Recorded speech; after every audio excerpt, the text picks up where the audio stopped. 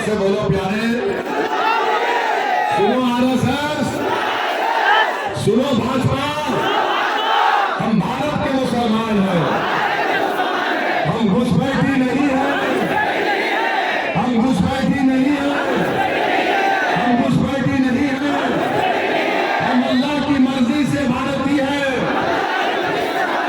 तुम्हारी खैरात से नहीं है, तुम्हारी खैरात से नहीं है। जब तक जिंदा है सर ऊंचा करके रहेंगे, सर ऊंचा करके रहेंगे। जब गुजर जाएंगे तो सीना थाम कर इस जमीन में दफन हो जाएंगे। और अगर सरकार उसके बावजूद भी नहीं सुनेगी तो हम आपके दरमियान में खड़े होकर कह रहे हैं कि सुन लो नरेंद्र मोदी और नीतीश कुमार, सुन लो तेजस्वी यादव और कांग्रेस के लीडर, अगर किशनगंज सीमांचल से इंसाफ नहीं होगा तो सीमांचल में चक्का जाम होगा। लाखों लोगों के साथ असदुद्दीन ओवैसी खड़ा हो जाएगा सीमांचल के इंसाफ के लिए। तो ये फायदा है अख्तरुल ईमान के चलने में, और डॉक्टर जावेद में चला नहीं चला वो जाने। मेरे अजीज दोस्तों और बुजुर्गों, आज बीजेपी की सरकार कहती है कि वो पार्लियामेंट में यकसा civil code, uniform civil code का कानून लेकर आएगी। आपको मालूम यकसा सिविल कोड क्या होता है? नहीं मालूम? जिसको नहीं मालूम सुन लीजिए। उत्तराखंड भारत का एक प्रदेश है, वहां पर बीजेपी ने यकसा सिविल कोड को नाफिज कर दिया। और नाफिज करने का मतलब यह है कि उत्तराखंड में जो मुसलमान है उनकी जब शादी होगी, निकाह नहीं होगा, उनकी जब शादी होगी निकाह नहीं होगा। तो मुसलमानों में शादी निकाह से होती है ना, गवाह चाहिए, काजी साहब का खुतबा चाहिए। अब उत्तराखंड में बीजेपी की सरकार ने कह दिया कि मुसलमानों का निकाह शादी निकाह से नहीं होगी। स्पेशल मैरिज एक्ट आपको एसडीओ के दफ्तर पे जाना पड़ेगा, एसडीएम के दफ्तर पे। महरम हम जो दुल्हन को देते वो भी नहीं, खत्म कर दिया। अब आप बताइए, जब उत्तराखंड की विधानसभा में यह कानून पास हो रहा था तो कांग्रेस ने भी बीजेपी के साथ साथ दे दिया। जाकर देख लीजिए इंटरनेट पर, गूगल पर, कांग्रेस ने भी साथ दे दिया। अब उत्तराखंड के मुसलमानों की शादी निकाह से नहीं होगी, महर नहीं दिया जाएगा। और यही कांग्रेस के लोग हमको कहते हैं ये बी टीम में वोट कटवा है। अरे तुम्हारे एमएलए थे विधानसभा में, तुम मुखालिफत करते, तुम ऐवान से वॉकआउट कर देते, मगर तुमने तारीफ किया, आवाज के वोट में साथ दिया बीजेपी का। अब जब पार्लियामेंट में यकसा सिविल कोड का बिल लाया जाएगा तो उत्तराखंड में कांग्रेस ने तारीफ कर दी। अगर जावेद भी होगा या फिर ये मास्टर मुजाहिद होगा तो कोई उठेगा नहीं। अगर कोई उठेगा और उठकर कहेगा कि मुझे मंजूर नहीं है, मेरी शादी होगी तो निकाह के खुतबे से होगी, मेरी बेटी को महर मिलेगा, उसका नाम अख्तरुल ईमान होगा। ये बात आपको सोचना है, इसको याद रखिए। उत्तराखंड में हो चुका है, कांग्रेस ने तारीफ कर दी। हमको और अख्तरुल ईमान को बोलते हैं बी टीम में, बोलते हैं ना, वोट कटवाए कहते हैं ना। अभी पूर्णिया में तेजस्वी यादव गए थे, आपने सुना क्या कहा उन्होंने? सुना आपने?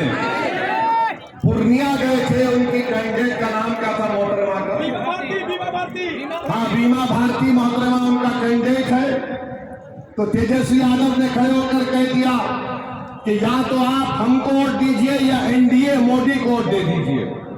उसका वीडियो है, ये कोई घर में बैठकर नहीं कहा, आवामी जनसभा में, जलसे में कह दिया कि या तो हमको वोट दे दीजिए, मोदी को वोट दे दीजिए। अरे तुमको पप्पू यादव से इतनी दुश्मनी क्यों है, बताओ हमको। अरे तुमको दुश्मनी होनी चाहिए मोदी से, तुमको हराना चाहिए मोदी को, तुमको मोदी को निकाल कर फेंकना चाहिए। मगर तुमने कहा या तो हमको वोट दे दीजिए या मोदी जी को वोट दे दीजिए। अब बताओ बी टीम कौन है?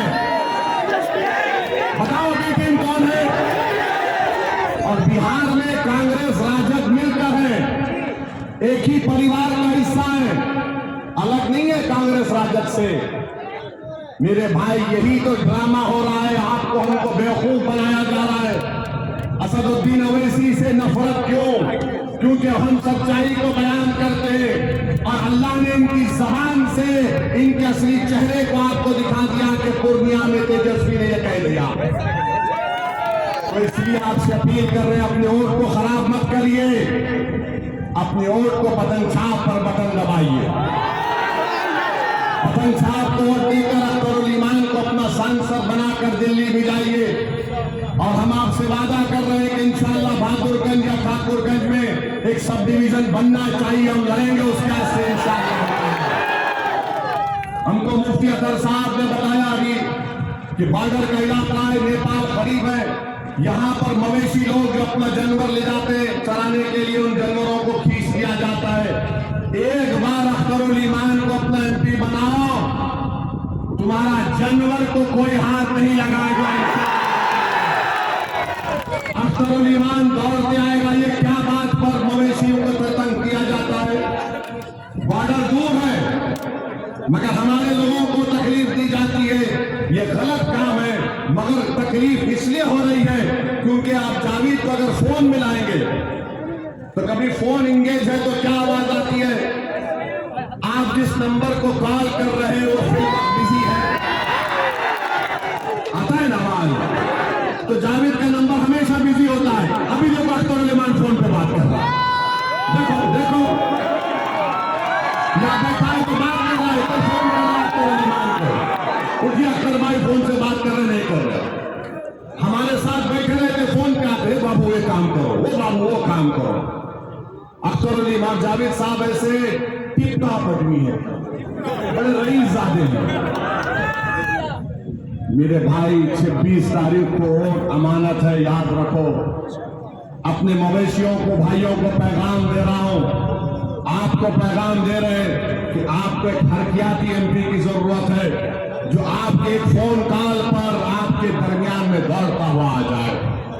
तो क्या 26 तारीख को पतंग छाप वोट देंगे, नहीं देंगे? अब आप एक और बात सुन लो, हमने आपसे कहा कि उत्तराखंड में यूनिफॉर्म सिविल कोड आ गया। अब अगर यूनिफॉर्म सिविल कोड पार्लियामेंट में आएगा, खुदा ना खास्ता मास्टर मुजाहिद जीत गया तो मास्टर मुजाहिद क्या करेगा? मास्टर मुजाहिद की पार्टी ने तो निकाह कर लिया मोदी के साथ, बीजेपी के साथ। मगर हमारा मसला आएगा तो डॉक्टर ये मास्टर मुजाहिद बोलेगा मेरे मास्टर मोदी जी हैं, जो आका का हुक्म मैं मानूंगा। तो आपसे अपील कर रहे हैं कि जेडीयू को वोट देना मोदी और बीजेपी को वोट देने के बराबर है। और मोदी ने CAA का कानून लाया है और बीजेपी ये इरादा रखती है कि आने वाले दिनों में मुस्तकबिल में भारत में NPR NRC कराया जाएगा। ये बात आपके करीब है। क्या पूर्णिया में आकर नरेंद्र मोदी ने नहीं कहा कि घुसपैठियों बहुत ज्यादा है यहाँ पर? कहा था ना पूर्णिया में मोदी ने। फिर राजस्थान में मोदी ने भाषण देकर कहा कि भारत के मुसलमानों को पूरों को घुसपैठी कह दिया, 17 करोड़ मुसलमानों को। नरेंद्र मोदी ने पूरे भारत के 17 करोड़ मुसलमानों को घुसपैठी कह दिया और हमसे कह दिया कि मुसलमान ज्यादा बच्चे पैदा करते और ये कह दिया कि हमारी हिंदू बहनों के गलों से मंगलसूत्र उतार कर मुसलमानों को दे दिया जाएगा। नरेंद्र मोदी दुनिया का सबसे बड़ा झूठे शख्स का नाम तो यह तो नरेंद्र मोदी है।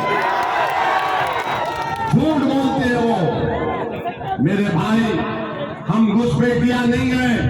क्या आप लोग घुसपैठी है? आप लोग घुसपैठी है? अरे एक साथ हाथ उठाकर बोलिए कि हम घुसपैठी नहीं है। नरेंद्र मोदी हमको घुसपैठी कहते हैं और फिर हमारी माँ और बहनों को बोलते हैं बच्चे बहुत पैदा कर रहे हैं। झूठ।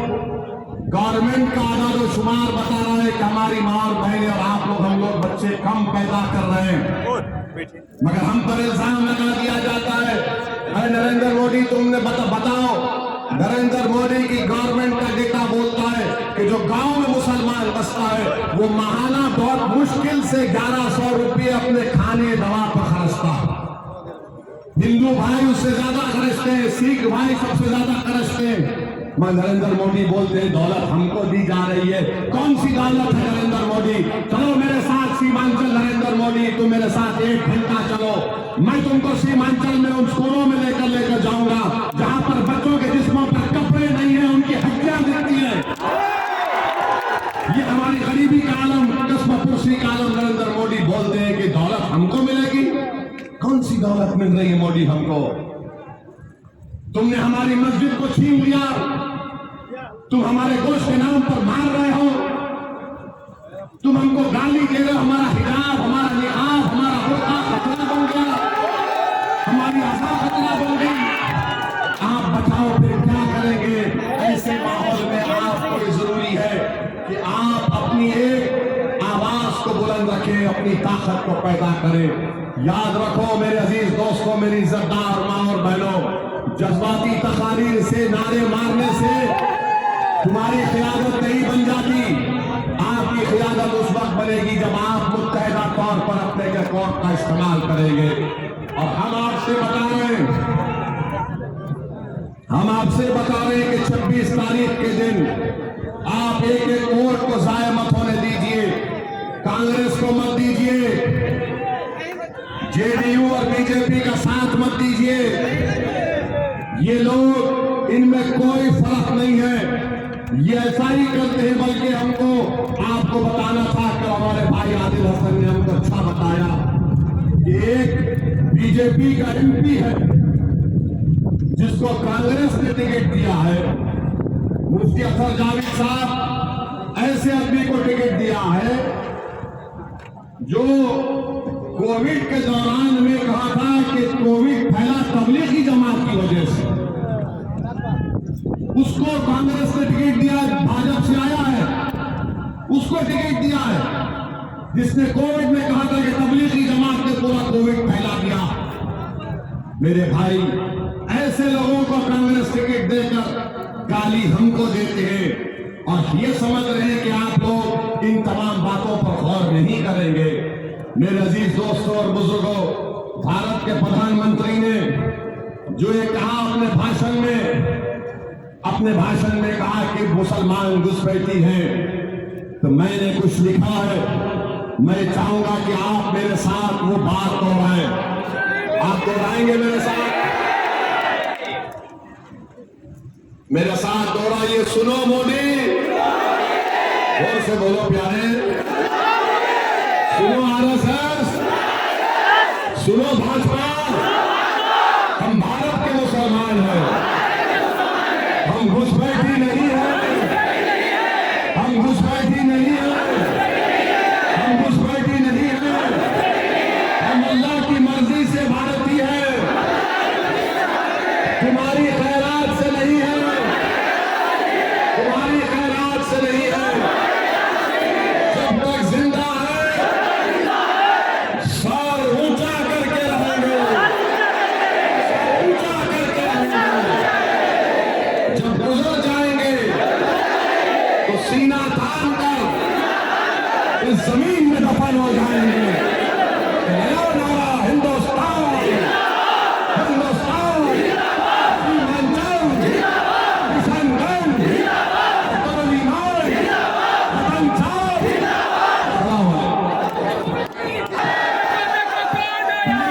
सीमांचल मुखिया आपके बीच में मौजूद है, उसको भी सुन लीजिए। सीमांचल मुखिया आइए, देखो कौन आया, देखो कौन आया, पूरा इंडिया का हीरो, पूरे इंडिया में से देखो कौन आया, देखो कौन आया।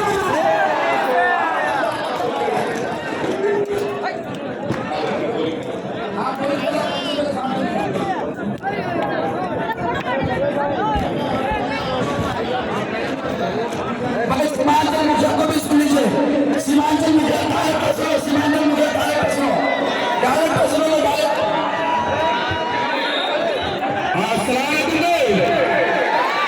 तुम्हें